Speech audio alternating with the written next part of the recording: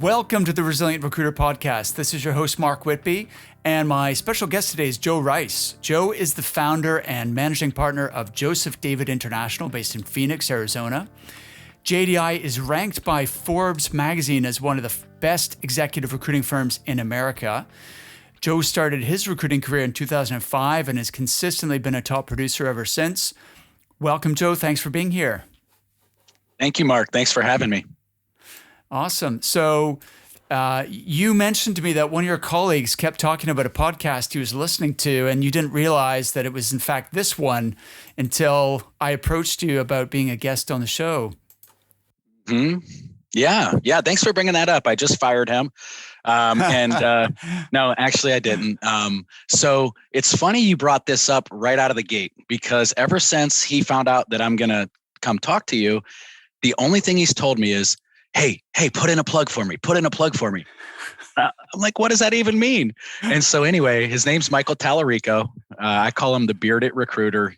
I saw his picture on your website. He's got an awesome beard. Michael, I love the beard. I can't believe I hired a guy that looks like Michael Tallarico, but no, he's great. And he kept coming in telling me about these podcasts he's watching. And I just remember thinking, like, that is so awesome, because the way that I also ended up kind of learning a lot about this industry was listening to other recruiters and podcasts and just digging around the internet and seeing what I could find. And I stumbled into, Jordan Rayboy and his story about traveling around in the RV. And at that time, I didn't even know Jordan. And I'm fortunate to have gone on to become really good friends with him. I remember listening to a lot of John Bartos stuff that was out on the internet. Jeff Kay, Danny Cahill. And so I always say everything that I've ever learned, I'm pretty sure I had to have ripped it off from someone. Absolutely.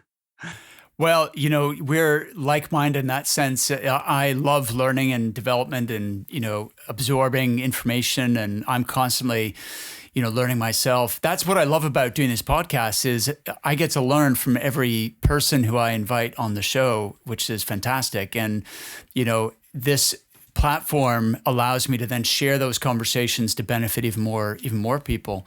You mentioned Jordan. In fact, the two people who both pointed me to you were Jordan Rayboy and Jeremy Sizemore.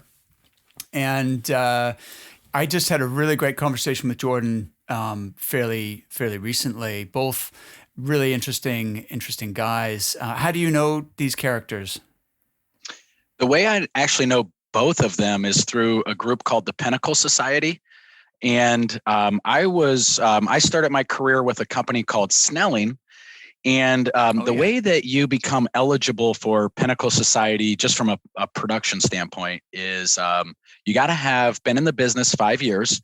And 3 of those 5 years, you have to be over $400,000 in solo production. And so in 2012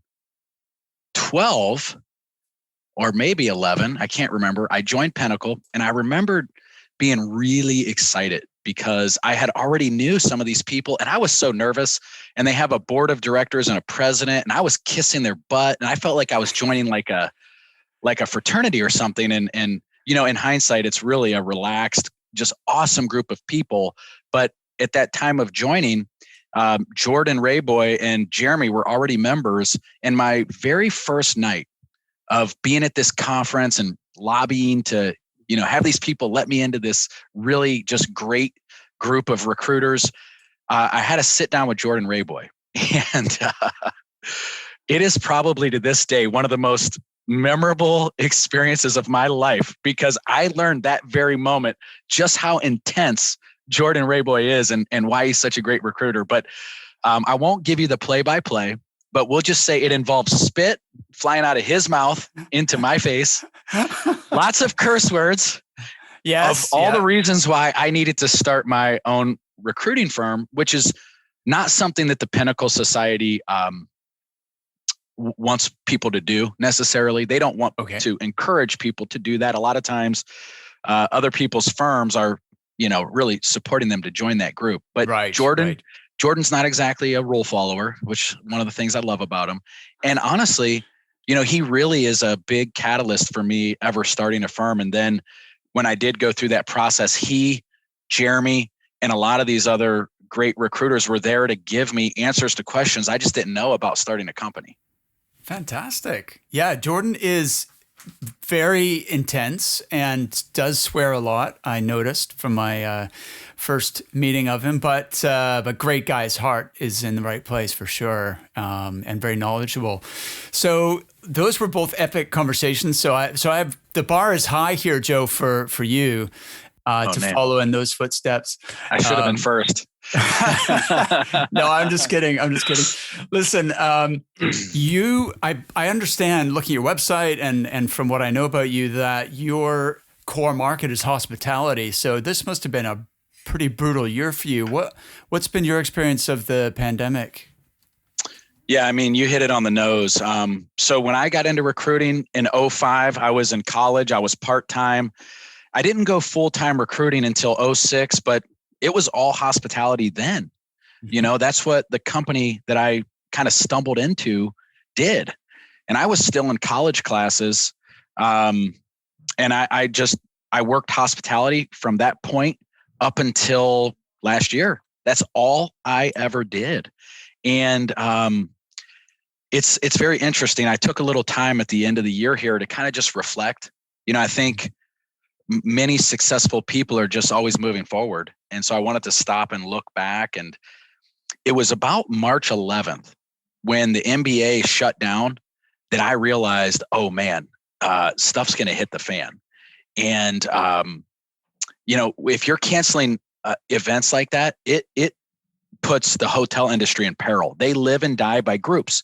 Las Vegas lives and dies by groups. Big cities live and die by groups. And I remember coming into work that week and kind of sitting down with my team and going, this is going to get really bad for us. And this is going to be really hard. And I looked at the dates to try to figure out when did we pivot. And it's interesting. We pivoted immediately. I was very fortunate that I attended a conference in January called ALIS. It's American Lodging Investment Summit is what it stands for. And this is where like the president and CEO of Marriott goes. So it's like, if you want to meet a C-level executive in the hotel industry, you go here. There's billionaires and just really high level contacts. There was one individual, or there was a bunch of individuals that I didn't get to talk to. I sent out kind of like a template form email to all of them. Hey, we didn't get to talk. Let's catch up. And one of the guys connected with me, and he is a CEO for Accor Hotels in North America. And he lives in Paris. His name's Chris Cahill. And it was like February 15th. And he said to me, Joe, I can't believe nobody's paying attention to this thing. And I'm like, what thing? He's like, the coronavirus. What coronavirus? That thing that's happening over there in China? What's that got to do with us? He's like, Joe, it's unreal to me. Nobody is paying attention. The hotel industry is not paying attention. Just no one. And it's coming. It is coming. I promise. I got off that call and I remember asking a few people around me like, hey, what do you guys think about that? And they all had the same response as me. Like, what are you talking about? Like, what do I think about what? And I think that prepared me for March 11th when the NBA shut down to kind of go, okay, if the NBA just shut down and I didn't have that warning sign, I probably would have been like a sheep just going right off the cliff. Like, let's just keep going. But right. I dropped everything in hospitality and we pivoted into healthcare. And we started that like literally days after that. Wow. And it was before anybody in the hotel industry told us like, we're not going to need your services. And frankly, that's exactly what happened. We went on to make a handful of placements last year from that moment forward in hotels. Everything else was in the healthcare industry. So so I experienced that pivot to be really one of the most difficult and trying and adverse times of my professional life. I've just been very blessed that I came into this business and hit the ground running. And I sometimes pinch myself because I haven't had a really bad, awful professional moment where I was like, where am I going to get my next paycheck? And that's exactly what I went through last year. So, wow, let me just unpack that. First of all, well done for pivoting so fast, because I think most people in the world, not just recruiters, were sort of, as you say, caught off guard. And then, there's a delayed response while it kind of you're processing or dealing with the reality of the situation, right? And figuring out, well, what do I do now? So you guys made that decision. And why healthcare? How did you choose that of all the things you could have gone into? It's interesting. It was weird. I didn't go through like a list of different ideas. I just went right into it. And there's aspects of healthcare in certain settings that parallel hospitality. There's sectors and segments that hire hoteliers, and that was the reason I made that choice. It was the most leverage I could have with my past to leverage that forward to the future. Makes total sense. Okay, awesome. So it wasn't such a radical departure. There were some areas that overlapped that you, in terms of your experience, your contacts, that you could leverage. Yes, and not so much some contacts, very, very few contacts, but there is an intellectual capital. I heard Jeff Kay and his organization call it market mastery, of understanding how the market works. Because there was a structure in place that was similar to a structure we were used to, whereas I don't know that I would have any semblance of understanding of a structure of, IT or SAP like Jeremy Sizemore is in, or, medical science liaisons like Michael Petrak. I wouldn't get it. I had some understanding of that world in front of me as well. Got it. So we're talking about, I'm looking at your website now. Are we talking about senior living? Is that the kind of space that you're focusing in on? Yes. Got it. Well, look, it makes total sense based on what you said, and it's a growth market as well. So now, what were the steps that you took? Because you're then essentially rebuilding something from scratch. So it's almost like although you have the market mastery that you mentioned, but as far as building a business, you're almost starting over. So walk me through the steps. Yeah, some of the steps were similar to starting the business the first time. And it really did feel like starting a new business, except not quite as much of a dumbass as the first time. I had, a little bit more the second time. The first step that I took when I started JDI, I always had this thing that bugged me about recruiting. I didn't understand why I would search for the same thing over and over and over again from the standpoint of the same industry, the same job title. And yet I would start every search on this meandering path of finding people like a spider web, when it should be like opening up a chest and having everything inside of there and going in and plucking out what you need, so to speak. So what we did was we went out and found as much data as possible to put it into our database. So we have been far less reliant on LinkedIn, Indeed, any website up until making this pivot. We never subscribed to any internet-based ways of finding candidates. We actually researched where they work and we put them in our database. And we kind of started our journey here doing the same thing. We went out and found as much data as we could and we defined the parameters of the space that we were in. And I did this in a talk I gave one time where we paralleled it to marriage. The first thing that happens before you get married is you have an idea of who you're attracted to. And that's the industry that you're in. But then you have to have a way to you have to have a way to, get introduced to them. And for me, it's kind of having their name, their email address, a way to make contact. And so we went out and found as many names and email addresses as possible, put them into our database, labeled them. We used some tools to do that. We used a tool called WeConnect, and I'll give them a plug since I just pulled the plug on WeConnect. We don't need the service anymore, but it scrapes LinkedIn, and you can put in keyword searching and bring back names and email addresses. So that was our first step. The second step that we did was we actually sent messages out to hiring managers in that space, basically saying, hey, we have a a differentiator. We have spent our whole lives recruiting in the hospitality industry, and we have a ton of those people and access to more of them than anyone. We can bring them to you. And it's interesting because we've done that very little, believe it or not. But that message, in the mass of messages that people are receiving, it was a differentiator, and it got us on the phone with several people. But it was a journey to get to that first signed fee agreement. And it was a journey to get to the first placement, but that was kind of our starting block, if you will. Fantastic. It's amazing to hear you say that. My colleague Leanne, when she hears this podcast, is going to be smiling, because we're sort of on a mission with my inner circle coaching group of getting everyone to delineate their market niche and then map that whole market and build data sets so they are building their own proprietary database as an asset for their business. And they're not like LinkedIn isn't the first place they go every time they get a search. And we keep saying, look, LinkedIn's a fantastic tool, and we have processes and systems for, generating leads on LinkedIn, for doing content marketing on LinkedIn, for recruiting on LinkedIn.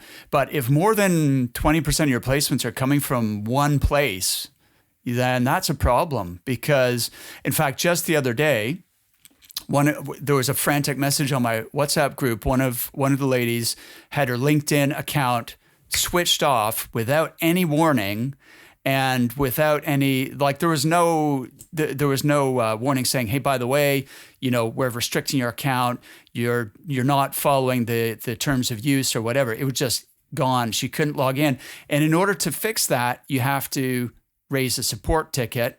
But you need to be able to log in to get a support ticket. So then you're in this catch-22 place where you can't even, no one at LinkedIn will talk to you.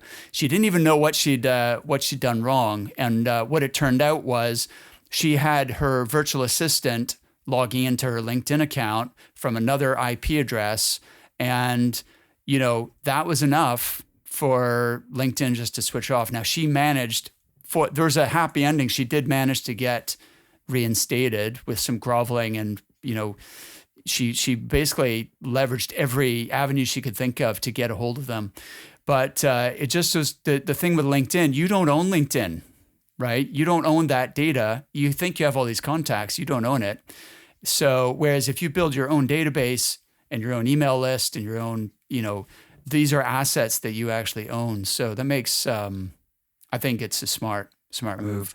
Sorry, a slight tangent there, Joe. You just hit on a subject But you nailed it. I mean, you just encapsulated my very thinking. And there's another aspect to it too, Mark.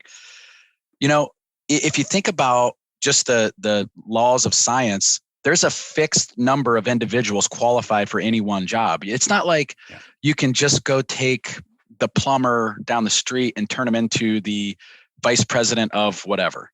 There's a fixed number of people qualified for that job. And if you want to give yourself the highest likelihood of finding them, you need to have every one of them at your fingertips. Otherwise, you're going to find candidates. But how do you know they're the best candidate unless you've got every single one of them and you've made contact with every single one of them? So to me, it's the science of recruiting. Yeah, no, absolutely. So let's go to the next step. So you quickly chose a sector that you felt you could do well in. You then set about building the ultimate, database of everybody in that industry, building out their contact information and so on. You had some email marketing campaigns where you focused on a differentiator, something that you could bring to that market that your competitors didn't. What did you do from there? Yeah, I mean, what's interesting? So, just for everyone out there, I worked a solo desk, and that was really my primary focus. In addition to, from the day I started JDI, we had 2 or 3 people, but we were boutique in nature. 2016, we probably had 5 people. And then 2017, I started unhinging from a solo desk and trying to grow into that more CEO role. Because when you own a recruiting firm, sure, you can call yourself the CEO, but your job description kind of defines your job title, really. And so up to that point, I wasn't a CEO. And then I tried pivoting and successfully into being a CEO 2017, 2018, 2019, and heading into 2020, where you would see my solo desk production kind of go like this.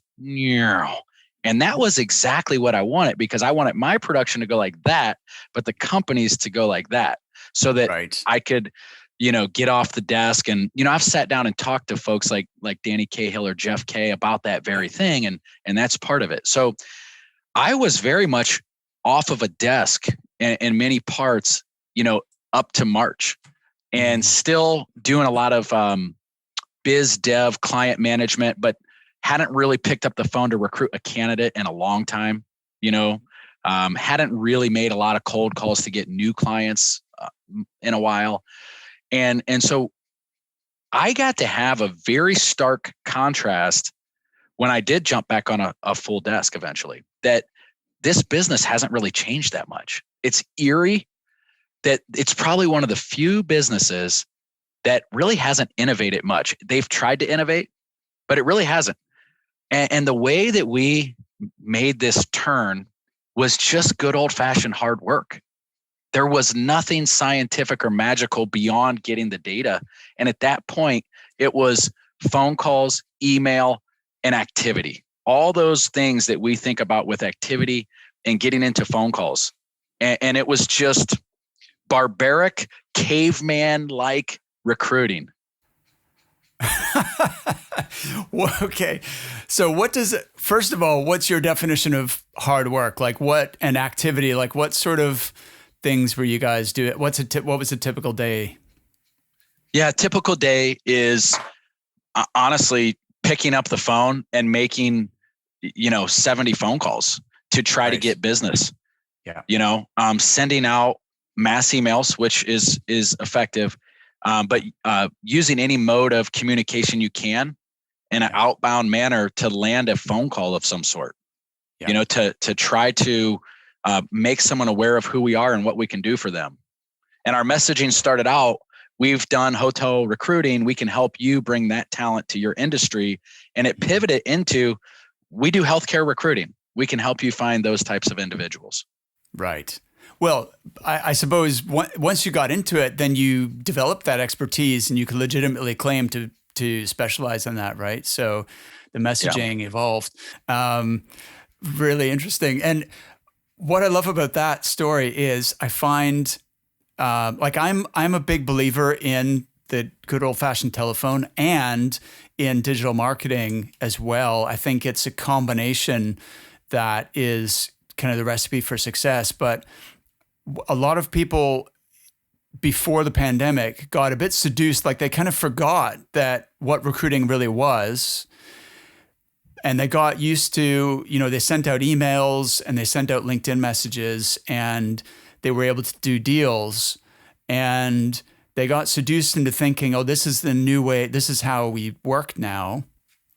And they forgot about the fundamentals of what they initially made them successful. And it's a rude awakening to then have to get back to that. And some people just couldn't really make that adjustment because the volume of activity you're talking about, the fact is most people are not willing to do that.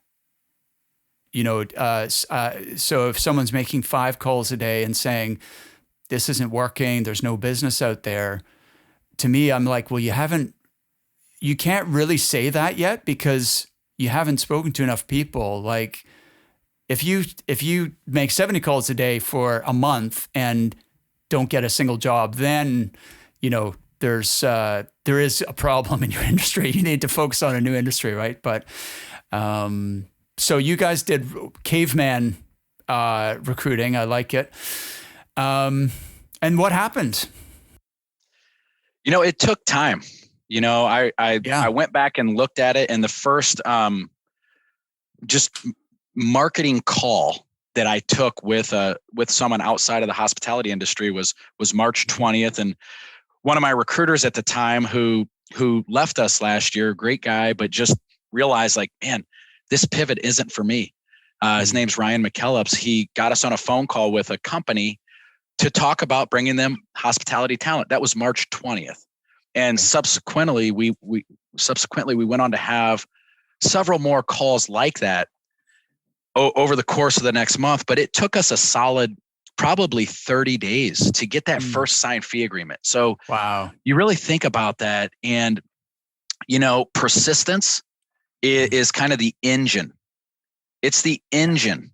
And I heard someone, speak on this morning, actually, and the fuel is faith, believing that this is going to work out for you. And so my job in a lot of ways was to try to instill persistence and demonstrate persistence, and instill and demonstrate faith. And because the results didn't come immediately, it was a lot of hard work. And we have a little saying we have around here. We call it hustle and grind. I always said recruiters are really kind of like white collar garbage men and women. I mean, okay. this is not like, if you want a lot of prestige, go be a doctor or a lawyer. You go work at a university. But if you want to just make good old fashioned money with no prestige, no badge of honor, probably not a lot of professional respect out there in the world, be a recruiter. We're 6-figure garbage men, I say. And that's basically what we went into. And at any rate, we ended up getting our first contract probably within 30 days. We got our first placement, a signed offer letter, June 8th. Okay. Our second placement was like June 29th. So from March, the middle of March until the end of July, 2 placements. And as a company, you think about, and I think a lot of times if you work for a recruiting firm, myself included when I did, you don't understand that a placement doesn't mean a check that just came through the door. It actually means like the promise, the hope of a check that comes through the door. Right. So we went through an entire April of 0 billings. Yeah. So we went on a stretch of losing money as a business. So maintaining that persistence and faith was not easy. But those first 2 placements came in June, and it was kind of like, I will tell you, as a man of faith myself, I spent a lot of time praying. That was my fuel. That was my fuel to kind of get through that, to have that persistence. But that's kind of the beginning of that pivot. It was very hard. Amazing fortitude there and character, because it's a long time to go without getting paid and with no absolute certainty. I know you had faith, which is awesome, but you were operating on faith, right? There was no guarantee that that this was going to pay off. So, man, so how did things go from there? Well, it was a trying summer. Because while we did get those first 2 placements in June, and it's so funny how your paradigm changes when your world gets shaken up. If we did, if we had a month where we produced 200,000 or 300,000 as a company, it was kind of like golf clap. And now one placement, and I was like, release the balloons, let's celebrate. Your paradigm changes. And honestly, right, there's a little blessing in that, the humility and also the awareness of how blessed you really have been. It's a good wake up call. But July, I think we did 1 placement the whole month, and it was a healthcare placement. It was a teeny tiny little fee. Our average fees in our company are about $30,000. This was about a third of that. We probably the last several years had maybe 1% of every invoice we send out is under $15,000. And so we had a little baby placement in July. And I just remembered just kind of this feeling in the office of like, it felt like the dog days of summer where maybe you're working outside and you're digging a ditch, and whatever movie you've seen, people sweating and working hard, and no reward. It really felt like that. And even I was struggling to kind of go, how do I motivate myself? How do I try to motivate these folks here? And I will tell you, one, significant finding I had is the power of team. Mm. A team, everyone has their role in that, but the way that some people stepped up, I mean, it was just inspirational. And Michael Tallarico is one of them. That guy just has a motor, and he didn't change. He worked hard before the pandemic. He worked hard after the pandemic, and he kind of followed in blind faith and just kept working hard. And we lost people. We went from a team of 12 people down to a team of 5 people. Mm-hmm. And some of those, unfortunately, we had to make the decision to make that change, because we no one that left our company was someone we didn't love, but we had to make those changes. And some people had to make the decision to opt out. They weren't able to make the same amount of money. We had a single mom whose compensation we had to reduce, and she had to make the business decision to provide for her family. But as the CEO who just cares about everybody, it was really painful to go through not only this difficulty making money, but watching these people leave and knowing you couldn't fault them for it. But the ones that stood by and fought with you, that provided me so much inspiration to get me through that year. That was just so powerful. And as a recruiter, something I never really thought about. I've always thought about it as just it's a individual sport, like swimming or something. You go out there and compete on your own, and it's a team sport. It really is. Awesome. That's a huge positive takeaway from that. The tightness of the team that stayed. You guys must be like unstoppable now. So, what kind of enduring strategies or lessons are you taking forward that you think, changes you've made that you'll continue with even as the market, hopefully in 2021 here gets better and better? Yeah. So, I've always thought that the end game of our activity is to get on a phone call. Yep. So whether it's a MPC voicemail, hey, I've got a candidate, do you need a candidate type of call, or an MPC email, a LinkedIn message on the marketing side of the business, the end game is you really want to establish a phone call and establish a relationship that, whether now or at some point down the road, leads to a business relationship. And the core tenets of that haven't changed. And so it doesn't necessarily matter how you do that. But I've noticed, having kind of taken a little break in between in the middle of my career here, of kind of getting off the desk a little bit and now getting back on it full-fledged, that there have been some slight changes to my thinking. There's so much communication out there that, if you think that one email is going to be looked at and read, and you don't want to hurt someone's feeling by sending another one, you're wrong. It probably takes 3, 4, 5, 6, 7 emails. Calling someone one time isn't enough. And I'm a very persistent person. I think it's been one of my, keys to success. And so persistence is more important now than it's ever been. Yeah. The second thing is getting on a phone and establishing a relationship, interestingly enough, is not as important. One of the folks I work with here said that in the dating world now, people kind of jump into bed first, get to know each other second. Now, I don't personally agree with that. I've been married for 12 years now, and I have not been a perfect angel leading up to that, but I don't think that's the way it's supposed to be done. But that's not what we're here to talk about. But I think in a lot of ways, recruiting's like that now. It used to be you get to know each other, and then you jump into bed and do some business together. And what I'm finding is it's the opposite. I'm jumping into bed with clients to just transactionally get a recruiting assignment from them. And then I get to know them and build a winning relationship. And the way that that's changed my strategic approach at a tactical level, my emails that I send out now, they're not requesting to get into a phone call with you.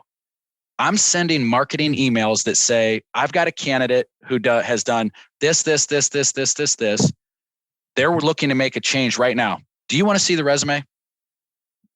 And I'm sending the resume, if they ask for it, blind it, to protect the person that I'm sending, and having conversations with these people before, setting them up to maybe, be the catalyst for that next job search.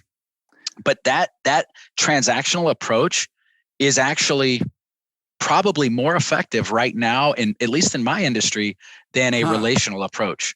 And through this transactional approach, we're getting signed fee agreements. We're doing searches, and the best sermon you could ever give on being a great recruiter is a firm demonstration of sending them top talent. That's it. And so once you get that signed agreement, your relationship is fortified with your ability to deliver talent. On the recruiting side, Mark, it's just, for me, it's crazy. Like, I sit there and make phone call after phone call after phone call, leaving the same message about a search that I have. And I mean, I get a search and I immediately just pick up the phone and I start calling people and telling them about the search that I have. I'm going to support that with an email that'll go out there. But it used to be I would send an email to the candidates and I would sit back and wait for the responses, and I would, facilitate from there. It's now just tactical warfare. Pick up the phone, and it's a numbers game. Call on the recruiting side of that. And then the other thing that we've done really, really well that everyone should be doing, I've noticed that it comes as maybe common sense to some, and to others, I feel like recruiters have tunnel vision. You have to understand the value of every phone call you're in. And so probably the greatest source of new job orders and business for me is recruiting. Yes. If I'm doing a recruiting assignment for a hiring manager, I know some of them get a little creeped out that you just talked to them about their career. You just told them about a job, and then you end the call by going, "What can I do for you? What searches can I fill for you? I know we're talking about your career, but most of my clients are candidates to me. I help them with their career and I help them find top talent. I'm doing a lot of these types of searches. Or I'm saying, hey, I just got a great so-and-so. Do you want to see the resume?" But, and it's not all the time. And Jordan was in our office about 2 months ago, and he gave a little talk for everybody. And he said something that I love. He said, average recruiters sometimes do what great recruiters do, and I'm going to botch what he said, but he basically said, but great recruiters, they always, every single time, they do these actions, not sometimes. Right. Great recruiters always do what mediocre recruiters do sometimes. Right. And this isn't a very complex business. Every time I talk to someone who could hire a candidate from me, I try to get business from them. And then we kind of say it being in the clinch of the pit bull. Once the pit bull gets his hands on you, you could say no. You can say no today. You can say no tomorrow, 6 months from now, a year from now. But the pit bull has sunk his teeth in. You're going to be my client one day. You want to do business now? You want to do business later? When do you want to do business? Because we're going to do business. And that's the mentality you got to have if you are a top producer or want to be a top producer. All right. I love the pit bull analogy. That's a good one. But let me play devil's advocate here, Joe, because I'm not sold on this get into bed first, get to know you later idea. What if you get into bed and then you go, oh, yikes, I don't like this person I'm in bed with? Then that can get ugly. How does that work? If you're, I'm thinking of a situation which arose from a very transactional place of, they like the resume. Yep. Let's interview the candidate. But because of the pace and the way that it's come about, what if we discovered later that actually they're not a good employer, or they actually don't want to pay your fee? Or, I can think of a dozen different problems that can happen if you haven't, set this up correctly in the beginning. So, what's your, surely there's a place for both. It's not either or, right? Can't we, like thinking about tactical versus strategic, does it have to be just tactical? Can't we do tactics and strategy simultaneously? Yeah. Anybody that's ever worked alongside of me over the years has heard me say, and I stole this from a book called Good to Great by Jim Collins. Oh, yeah. And he calls it the tyranny of or and the genius of and. And so for us, it's not this or that. It is this and that. So you're absolutely right. We are never tunnel vision that we are doing this. A successful recruiter, and maybe if you're out there listening, and you lead a team of recruiters or you're a recruiter, you've maybe heard, I'm going to do this. This is what I'm going to do. And I've been in that situation to hear someone say that. And I go, well, yeah, do that. But that in and of itself is not enough. And I've always described that desk of business I have on the side of clients as a portfolio of investments with your money. If anybody's ever had any amount of money to invest and they've talked to someone about that, they would say diversify. And it's the exact same thing with your approach on business development. You have to diversify. And there's approaches that are very transactional that could land a right now piece of money. And there's strategies that could land a then piece of money. And quite frankly, some of those strategies are all of the above. My transactional approach of, do you want to see a resume right now? It's not because I want to be transactional. It's because there's so much noise, at least in the lives of the folks that I'm working with, that a conversation, there's no time for that. You've almost got to lead with the transaction to use that as the way to get that conversation, that relationship. I hear you. And you got to be discerning, because you don't want to represent bad companies. And depending on how niched you are, you probably already have a little awareness of who you're getting into bed with. And if you're very, very broad and you're a generalist, I don't know that this approach changes the fact that you just don't know. Mm-hmm. Well, listen, one thing I agree with you 100% is the persistence piece, and the fact that you need to follow up multiple times, whether it's telephone, email, or whatever channel, we're communicating on. We actually use a tool, I'll give them a plug, called Interseller. It's an email outreach tool, and you set up campaigns where, you send the first email, and if people don't respond, then 3 to 7 days later you send another one, and then the following, you can set up however many you want. And it's amazing how many people respond to the second or third email, but they didn't respond to the first one. And if you hadn't sent the subsequent messages, you would have just lost that opportunity without even realizing how much money you're leaving on the table. Yeah, absolutely. So look, what's 2021 look like for JDI? What are your plans for rebuilding and getting even stronger? Yeah, I'm an A-type personality, and Jordan Rayboy is an A-type personality. Jeremy is. We've had some epic fights, by the way, like some epic fights. Jordan and I are probably like two brothers that love each other, would do anything for each other, but probably will come darn near close to killing each other 4 or 5 times in the course of a lifetime. And Jeremy, much the same. And one plug about Jeremy, nobody can do a better handstand than Jeremy. He was over at my house, and I'm in Phoenix, Arizona. Everybody has a pool out here. I got a pool, and Jeremy's in my pool, and it's 5 feet where we're standing talking. It's kind of evening time, having a couple drinks, and he can do a handstand anywhere. And I was like, Jeremy, you couldn't do a handstand from 5 feet deep of water out of the pool. There's no way.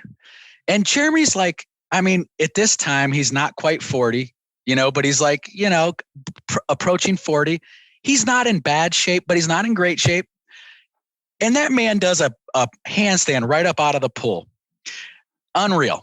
So anyways, anybody that ever hangs out with Jeremy, ask him to do a handstand. It could be a Ritz-Carlton restaurant, and he'll do a handstand on the chair.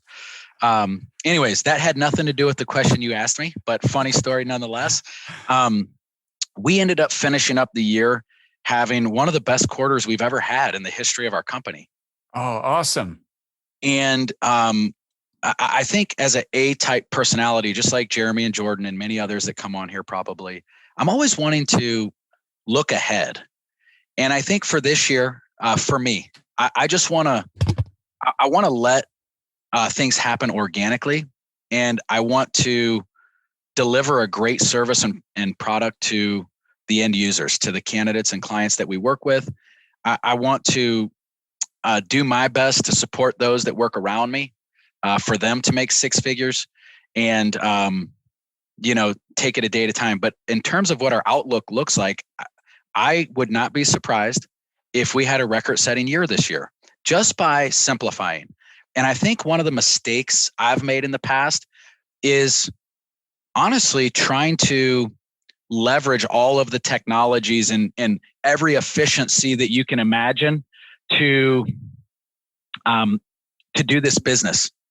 And I think we're going to end up having a record year with less people than we've had in past years by being more focused on just the simple aspects of this business, which is honestly that hard work and persistence. And it comes into activity. How often are you picking up the phone? How much time are you spending on the phone? So what I forecast for this year is just really enjoying this amazing business and the simplicity of it and how beautiful that is of just working hard and making great income doing it, honestly. And I do forecast that we could have our best year ever. And the only thing that stands in the way is complacency. Keeping yourself motivated and working hard will get us there. Well said. That's awesome. Tony Robbins says that when you succeed, then you tend to celebrate, and when you fail, you tend to ponder, and that's when you kind of really, dig deep and figure out what do I need to change up, and how do I need to move forward in order to get the success that I want. So hopefully that's momentum you've got on your side will carry on. Listen, I think I noticed on your LinkedIn profile that you're a partner in a technology platform. Is that still MogulRecruiter? Can you tell me about that? Yeah, I'm still a partner there. In fact, the CEO and I have a Zoom call tomorrow. I met this individual at one of the conferences. As we started moving up chain, if you will, in hospitality, we started getting face-to-face, front and center with C-level folks. And that was really where I wanted to go. I really enjoyed recruiting those folks. And I met someone while I was on a panel at a conference talking about recruitment, hiring. And he was on the panel with me, and he was starting up a technology platform that, long story short, would definitely be a competitor of mine. And fortunately, JDI, we were probably, the top hospitality recruiting firm in the country as far as from the standpoint of those that might, if you were to ask the hospitality industry, we'd probably be the most known.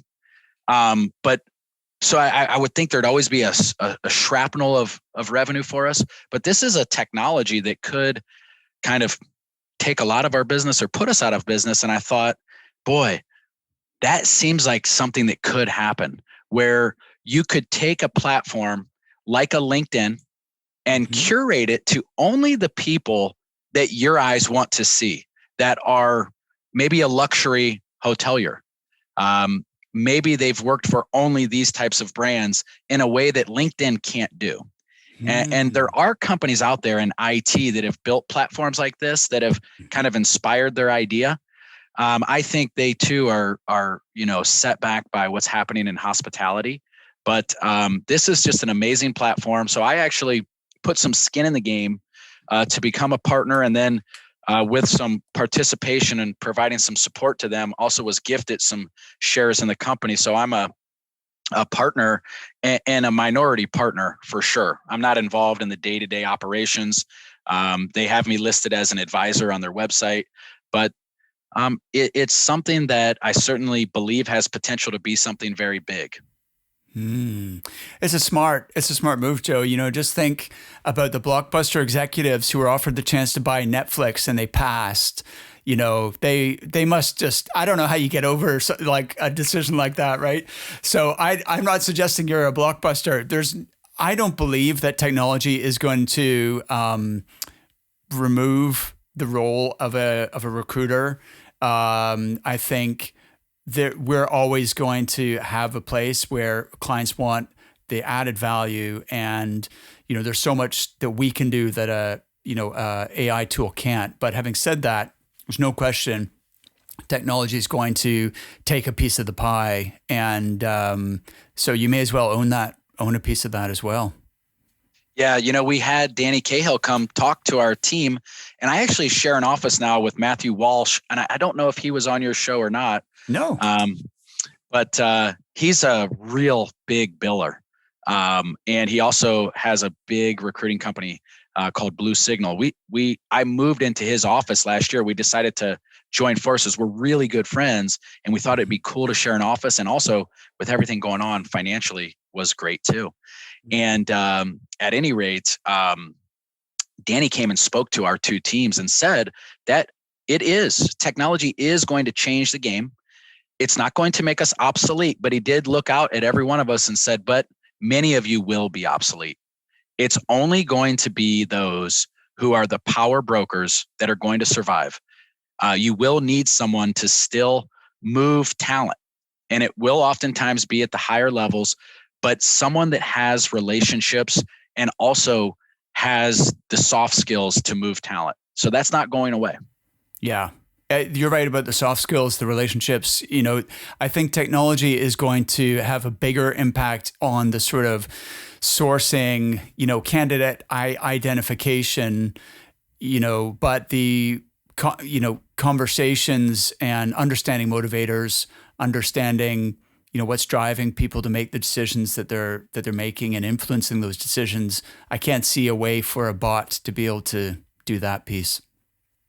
No, I can't either. And one thing that I would say keeps a lot of people from really, succeeding in recruiting, I think a lot of people approach it as like a possibly maybe type of a career.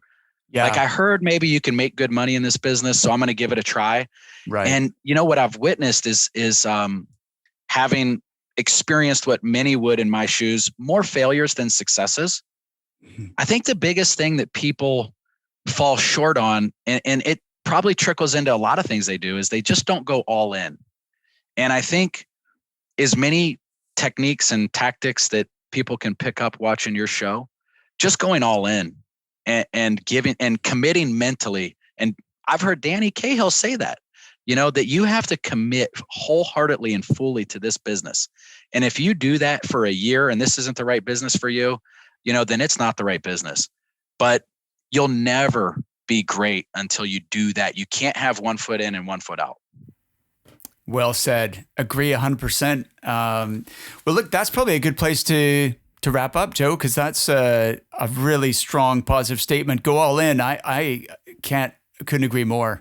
That's the recipe for success in everything, I think, and particularly in recruiting. So thanks, Joe. I've really enjoyed this conversation.